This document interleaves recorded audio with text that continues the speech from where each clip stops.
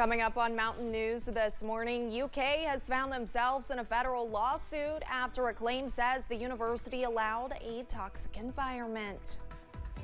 And the last day of the legislative session was met with mixed results after parties differ on the Safer Kentucky Act.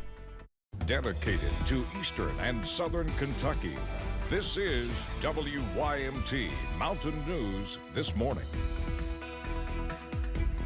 Good morning, I'm Olivia Calfee. We are just past 5:30 on Tuesday, April 16th. Now let's check in with meteorologist Tim Drawbridge for a look at your forecast this morning. And the forecast feeling like a little summery as we head through today, but spring is still not going anywhere. Yeah, it's probably not exactly what you want to hear. Stepping out the door to 61 and the heart of Perry County. Check out the headlines today. Average is about 70 now for the middle of April. The record today, 87 from 2002 in Jackson. You know there's a reason why I put that there, right? Thunder shower threat as we head through today. Pop-up variety, better opportunity for the aerial coverage tomorrow.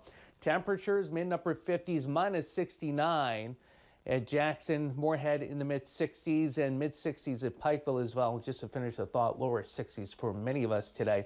Nothing right now on the pinpoint Doppler radar. There was some action coming out of Louisville and Lexington that lost its punch, moving across eastern and southern Kentucky.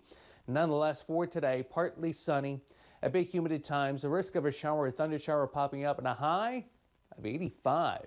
More about the First Alert 7-day forecast and a return to spring coming up in a few moments. Olivia. All right, Tim, thank you. We're diving deeper into a federal lawsuit against the University of Kentucky, its athletic director, and two former swim coaches. The suit was filed last week and claims the university allowed former coach to foster a, quote, toxic, sexually hostile environment within the swim program. Kelsey Soto has the story. Lars Jorgensen was UK's head swim coach for 10 years. That was until he resigned in June of last year. In a story first reported by The Athletic, a lawsuit was filed by former swimmer turned assistant coach Briggs Alexander and an unnamed woman. The plaintiffs claim there were credible reports of inappropriate sexual relationships and sexual assaults that the university failed to fully investigate. The suit is 93 pages long and lays out an apparent history of abuse, including alleged incidents that involved Jorgensen dating back to his time in Toledo. The filing claims former head coach Gary Connolly, who led the program from '91 until retirement in 2013, intentionally concealed allegations. Documents detail 5 instances in which Jorgensen allegedly forcibly raped swimmers at his home, including 2 separate occasions after Christmas parties. Court records cite a $75,000 settlement paid to Jorgensen before his resignation, despite time and money left on his contract. A U.S. nonprofit called Safe Sport lists Jorgensen under investigation. It was created 7 years ago to reduce the sexual abuse of athletes, particularly minors, in Olympic sport programs in the U.S. Plaintiffs are looking for compensatory and punitive damages, plus institutional reform and measures of accountability to protect young athletes. That was Kelsey Soto reporting. We have more about this story on our website at WYMT.com. An Eastern Kentucky prosecutor has resigned after his arrest Friday. Scott Blair's attorney, Ned Pillersdorf, confirmed Blair's resignation as the Commonwealth's attorney for Perry County effective immediately. Attorney General Russell Coleman called for his resignation last week. This comes after Blair was accused of doing favors for criminal defendants in return for meth and sexual favors. Pillersdorf also says Blair waived his right to a preliminary hearing and will remain in jail for the time being. He is charged with honest services wire fraud. Blair served as Commonwealth's attorney since 2019.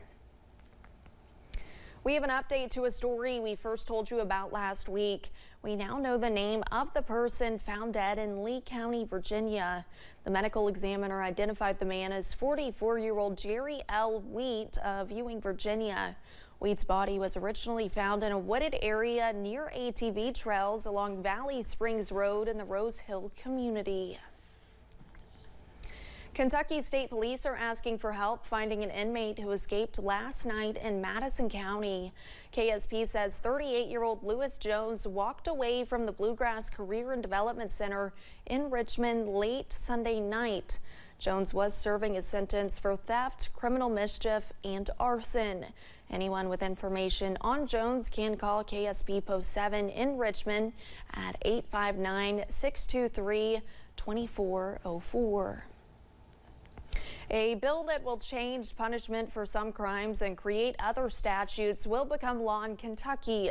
It's called the Safer Kentucky Act, and supporters say it will lead to tougher sentences for those who commit violent acts and create some new definitions for crimes that weren't on the books.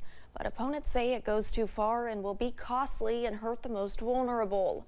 Both sides had events as it becomes law, with yesterday being the final day of the legislative session. WYMT's Phil Pendleton has more on what took place inside the state capitol in the final hours of the session.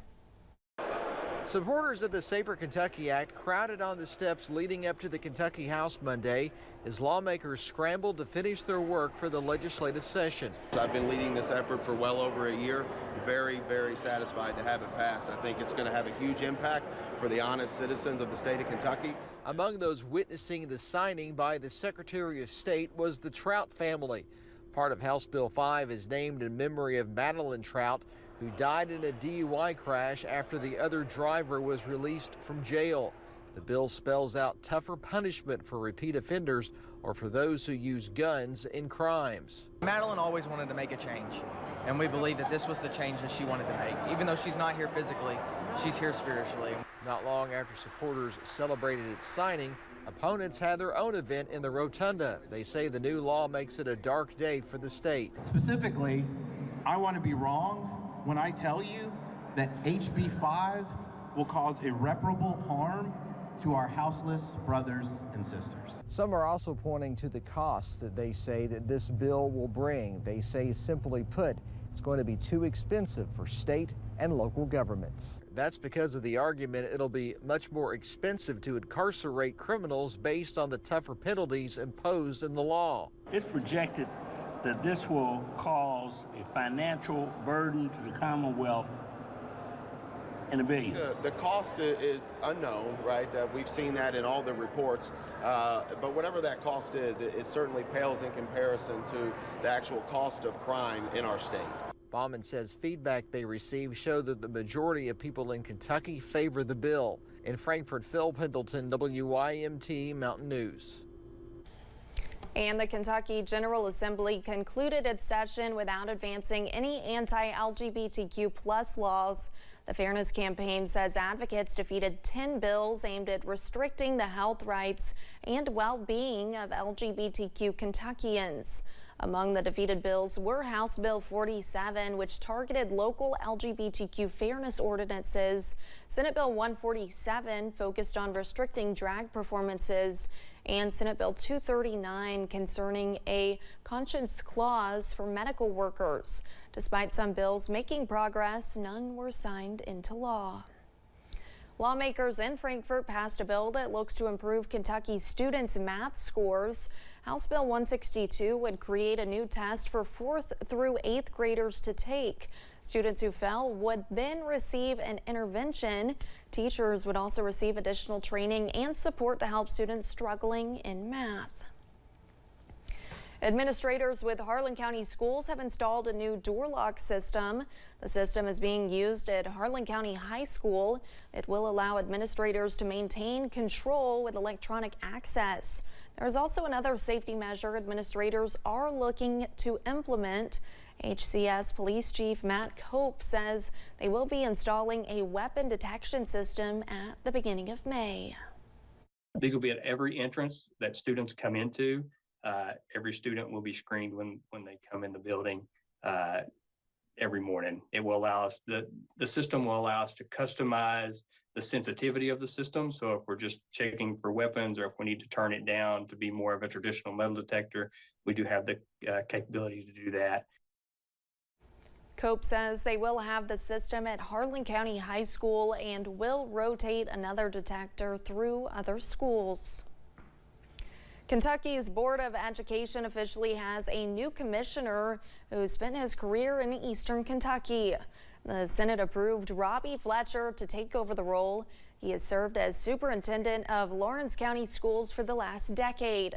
During Senate hearings, Fletcher stressed the need for schools to offer a safe environment where students are nurtured and provided a quality education. Fletcher will begin his new job on July 1st, and his contract is through 2028. Yesterday began Work Zone Safety Awareness Week in the Commonwealth. Kentucky transportation leaders want to make sure drivers and workers alike are doing their part to keep everyone safe. The state saw a spike in work zone incidents last year. Now highway supervisors are stressing the importance of driving safe so everyone can get home safe. The kinds of people that we have out there, their mothers, their fathers, brothers, sisters. Our office is very dangerous. It's the roadway, because I want to get the job done, but I want everybody to go home. This year, road crews will get extra training specific to their work zone, teaching workers to use tools like rumble strips, crash cushion vehicles, personal protective equipment, and more. And we have a traffic alert to pass along in Perry County. Transportation cabinet officials say Kentucky 2022 will be closed for much of the day on Thursday. The road from mile points 0 and 0.2 will be closed from 8 a.m. to 4 p.m. due to it being repaved. This is between the Kentucky 484 intersection near Saul and the Owsley County line. Paving will continue on Friday, but the road will be open to traffic. And still to come, one of the world's biggest action stars is getting another role, this time as a hedgehog. And weather-wise this morning, nice start to the day. Temperature-wise, how warm do we get before we start to cool down? Details with your First Alert 7-day forecast coming up right after this.